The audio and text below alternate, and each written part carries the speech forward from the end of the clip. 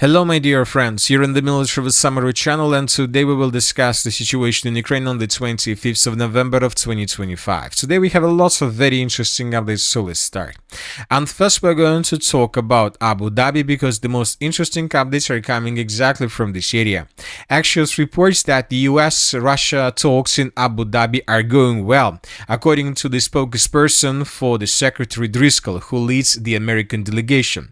So you know that this is a very interesting piece of news because as I know, Ukrainians changed the original 28-point plan of Donald Trump, and he became completely unacceptable for the Russian Federation. And now this statement that talks are going well seems and means most likely that they're not talking about this, let's say, European and Zelensky's plan. They're talking about something else, because obviously if they were talking about this 28-point plan, most likely the talks weren't going well, obviously. Secretary Driscoll and his team have been negotiating with the Russian side to secure a lasting peace in Ukraine. The talks are progressing well and we remain optimistic. Driscoll is coordinating closely with the White House and other US agencies. A source confirmed that Ukrainian delegation, led by Chief of the Intelligence Service Budanov, is also in Abu Dhabi, holding talks both with both the Americans and the Russians. And another important statement: Ukrainian and Russian military intelligence chiefs were originally scheduled to meet on a different issue, and Driscoll's sudden arrival forced a change of plans. Axios note that during the Geneva phase, Washington and Kiev agreed to remove broader geopolitical topics like NATO's future, European security, and US-Russia relations to keep the agenda focused strictly on ending the conflict in Ukraine. So when talking about this article, there are two important things. The first one we have already discussed, that talks are going well, which means that most likely the parties are not talking about plan that was provided by Zelensky and European countries, or they're not talking about the changed plan, 28-point plan of Donald Trump. And the second important thing is that Ukrainian and Russian military intelligence chiefs were originally scheduled to meet on a different issue. So this, let's say, sentence tells us that the Russian side and the Ukrainian side were planning to carry out a meeting on the territory of Abu Dhabi. They were planning to talk about something, but then the Secretary Driscoll arrived and he changed the plan of the Russian and the Ukrainian delegations. And now they are talking about the peaceful settlement of the conflict. This is a very interesting piece of news, which means that there is a secret negotiation process that is taking place between Russia and Ukraine that goes behind the scene. Another important thing that I would like to point to attention, that this meeting is taking place between the chiefs of the intelligence service and Driscoll, and the Ukrainian intelligence service, the person of Budanov. This person, where is Budanov? Budanov is in charge of the Ukrainian, he's the head of the main directorate of intelligence of Ukraine, and telling the truth, he doesn't have very good relations with Zelensky. Despite the fact that he has this high position, he is not good with Zelensky. I'm not saying that they are enemies, but we can describe their relations as both of them, Zelensky and Budanov, see themselves as a presidents of Ukraine in the future. So which means that they're competitors at some, let's say, point of view. So which means that obviously if Budanov is in Abu Dhabi, most likely he is not talking about interests of Zelensky or interests of Yermak, because as I know, Budanov and Yermak are enemies. Because if you remember, when there was a wave of corruption scandals, Budanov was in the group of people who was demanding the dismissal of this person. So which means that currently there is a negotiation process between Russia, Ukraine and the American side, and we see that Zelensky team and Zelensky inner circle doesn't have their representatives inside of this, let's say, negotiation process, which means that the information from this meeting most likely will not be sent to the table of Zelensky. He will not see what exactly is happening here right now. So very interesting situation. Anyway, let's continue. Another important thing is that during the previous 24 hours, the Russians and the Ukrainians attacked each other with a significant number of missiles. So this map was published this morning. We discussed the situation with this attack during the previous video, but during the day we received additional details. So this map was published first of all, and here we can see the approximate routes of Russian missiles and drones that were attacking Ukraine. And as you can see, there are 3 areas that were attacked by the Russian side. The Russians attacked the city of Kiev, the Russians attacked the city of Odessa and probably the Odessa region, and the Russians attacked the territory between the city of Kharkiv and Donetsk, so the current line of combat contact, most likely. And the sources reported about significant damage that the Russians managed to deal. Telling the truth, during the previous night, we haven't received lots of videos where we can see, let's say, explosions, ruins, and so on. Just several videos were published, but it is enough to understand the inside picture. So this is the video that was published by pro-Ukrainian sources, and here we can see that the Russians, as a result of attack, destroyed some huge logistic hub. So if we zoom in the map, you won't see this logistic hub in this area, so as you can see, it's something empty. But as you can see, during the special military operation, the Ukrainians managed to create one, and this logistical hub was completely destroyed. So the sources are saying that Ukrainians were using this logistic hub for military purposes. And during the night, we received several videos of how Russians were attacking different infrastructural objects of the city of Kiev with the Gulyaypole-type drone. So lots of explosions, lots of damage the Russians managed to deal. Some sources stated that Russians damaged several power plants and so on. And obviously, when talking about talks and when talking about the entire peaceful process of the peaceful settlement of the conflict, it doesn't look like the parties, both the Russians and the Ukrainians, see the end of the conflict, because they attacked each other, they continue attacking each other, using more and more drones, using more and more means of massive destruction. The Ukrainian side also attacked the territory of the Russian Federation, and today the Minister of Defense of the Russian Federation stated that they managed to, that they intercepted and destroyed 249 Ukrainian drones.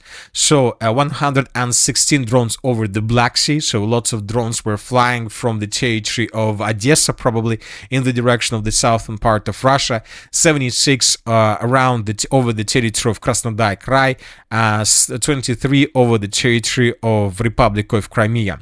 So, summarizing everything, the Russians destroyed most of the drones that were launched by Ukraine somewhere in this area. So, most of them were destroyed exactly in this area, and Ukrainian sources during the previous 24 hours published lots of videos of how they were attacking Russian positions. So, we have some fire anomalies through the southern part of Russia, and several aircrafts, as I understand, were destroyed as well. As for different videos published by people, we can see this video. This is the city of Krasnodar, and here we can see the work of Russian air defense and how Russians were trying to repel Ukraine attacks with different guns and missiles. So that was a very hot night for the Russian Federation, and it seems that the Russians didn't expect that Ukrainians would use this amount of missiles and drones. So we see that both the Russians and the Ukrainians are not ready to settle the conflict peacefully. At least there are still people in Ukraine and there are still people in Europe who see the prolongation of the special military operation. Especially we can see this through the words that were made by the President of France. French President Macron may announce the introduction of voluntary military service in the country in the coming days. According to the publication, the decision has been in the works for several months, and the announcement could be made as early as Thursday, November 27th. Furthermore, he added that France can send forces on the territory of Odessa and on the territory of Kiev if the agreement between Russia and Ukraine is being signed. So, as you can see, France, Europe doesn't care about negotiations and agreements between the United States of America, Russia, and Ukraine. They have their own line, and they will follow their own line. So, which means that if France sends troops on the territory of Ukraine, obviously the Russians will be forced to start everything again and from the beginning. But this time, not just against Ukrainians, but also against most likely different European countries, which is something that nobody wants, obviously. Now let's move further and let's discuss the situation on the ground. And first let's talk about the Zaporozhye direction, where the Russians continue their offensive operation. You know that during the previous 24 hours we received lots of important updates. So let's start with the city of Gulyaypole itself. Several sources stated that the Russians launched their major offensive operation on the city of Gulyaypole, and several pro-Russian sources have already confirmed that Russians answered the city limits and that currently clashes are taking place already on the territory of Gulyaypole itself, which is very important. So, and we have changes on the ground. This is the situation by the end of the 24th of November, and this is the situation by the end of the 25th of November. So, according to these changes, Russians secured farms in the most eastern part of the settlement. Furthermore, the Group of Forces East also published an article about the situation in this area, and today pro-Russian sources stated that as a result of clashes, the armed forces of the Russian Federation began advancing towards the settlement by the name of Ternuvata and Kolomytsy. So this is the statement that was published by pro-Russian sources. They're saying that, so for example, the units of the 36th Army is moving towards the settlement of Dobropolye. The units of the 29th Army is moving further in the direction of the settlements of Kolomytsy and Tikhy. So the village of Kolomytsy is already the village that is located on the Ukrainian side of the river of Volcha. Furthermore, the sources reported that the Russians are advancing in the direction of Ternuvata. So we see that the Russians began testing Ukrainian defense on the Ukrainian side of the rivers of Volcha and of the river of Haichul. And of course the clashes on the territory of the city of Gulyaypole. So Russians began testing one of the most important defense layer of the Zaporozhye offensive operation. If Ukrainians lose the line between the cities of Gulyaypole and Pokrovsk, most likely Ukrainians will not be able to slow down the Russians until the city of Zaporozhye. And telling the truth, and due to the fact that the city of Zaporozhye is located on the Russian side of the river of Dnipro, I have some doubts that Ukrainians are able to hold the city as well. Now let's move further and let's discuss the situation in the city of Pokrovsk. As we discussed during the previous video, this morning some pro-Ukrainian sources published this video where we can see how Ukrainians were entering the city of Pokrovsk. So later, a few more very reliable sources stated that this is an archived video that was published somewhere at the beginning of September, when this part of the city was under control of the armed forces of Ukraine. So anyway, let's wait and see what is going to be next, but the video is very interesting, and telling the truth, the grass is to green. So it seems that indeed this is either the beginning of September or maybe somewhere in the middle of September, but not the November of 2025. As for the agglomeration itself, the Russians tightened the news around Ukrainian positions. Different mappers and sources confirmed Russian improvements on the ground in the southeastern part of the city. The Russians continue improving their positions in the northeastern part of the city of Pokrovsk around the settlement of Rovna. Now the Russians are trying to improve their positions between the city of Pokrovsk and the city of Rodinska. They are trying to take as many as possible territories and to cut possibilities for Ukrainians for evacuation. Today, several soldiers and several sources familiar with the situation from Ukrainian side, where the city of Mirnograd stated that there are just 2 days left before complete collapse and complete catastrophe for Ukrainians. So this upcoming night between the 25th and 26th of November of 2025, according to different pro-Ukrainian sources, the Ukrainian contingent on the territory of Mirnograd still have possibilities to escape this situation. If they don't do this, if they don't make this decision the upcoming 48 hours, then this is going to be a game over. So the Ukrainian sources are saying that there are several hundreds of Ukrainian soldiers that are still on the territory of Mirnograd, and these soldiers most likely will not be able to escape this situation. Furthermore, as for the area of breakthrough, we start receiving once again more and more updates from this territory, but this time we are getting updates of how Russians counterattack in this territory in this direction. So I would like to remind you that first Russians in August managed to improve their positions and to get the settlements of Petrivka, Mariivka and Zolotoy Kolodez. Then Ukrainians carry out counterattack and the Russians were forced to fall back to the line between the cities, settlements of Novoekonomichna and Shakhova. And now the Russians, after the fall control of the settlement of Shakhovo, finished regrouping and began counter-offensive operation, but this time with the purpose to improve their positions, to capture the settlements of Belitsk and Dobropolye, and basically to capture the second defense line by the name of Novy Donbass. So if Russians can improve their positions, let's say along this red line, this is going to be the end probably of the battle for the entire Donetsk region, because from these positions the Russians will be able to answer the operational space, the Kharkiv operational space, the Dnipro operational space, and from this direction to encircle anything and whatever they like.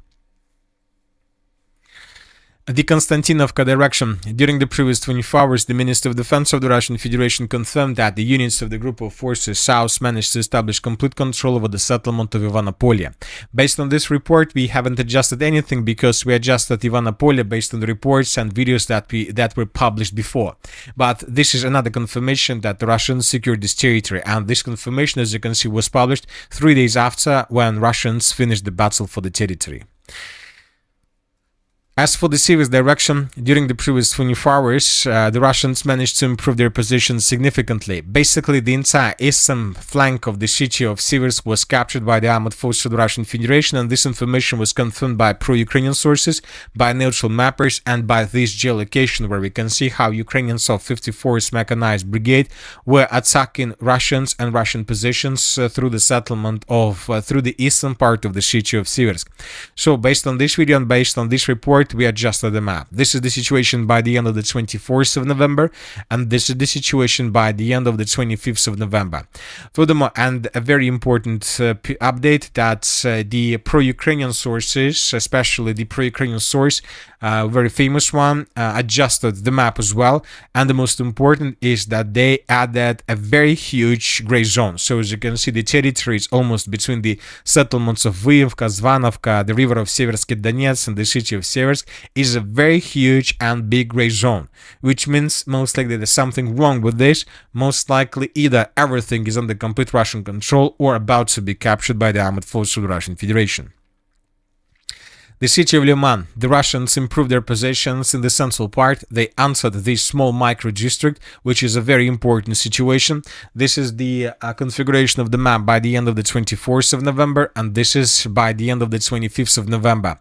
The battle for the city of Liman has started. It started a long time ago, probably, and the Russians currently are focused to establish complete control over everything along this, let's say, red line. If Russians can do this, Ukrainians will lose even a small chance to save control over the territory.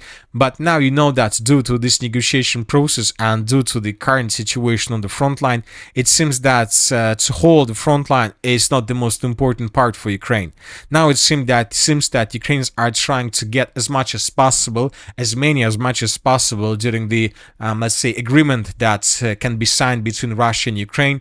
Most likely, according to the current situation, the agreement will be signed in the Russian favor, and now Ukrainians are trying just to save as many as much as possible, but something tells me that they will not be able to do this. Russia most likely will force Ukrainians to accept their terms and their demands, and if Ukraine accepts these terms and demands, this is going to be a completely different Ukraine that we've never seen probably since 1991.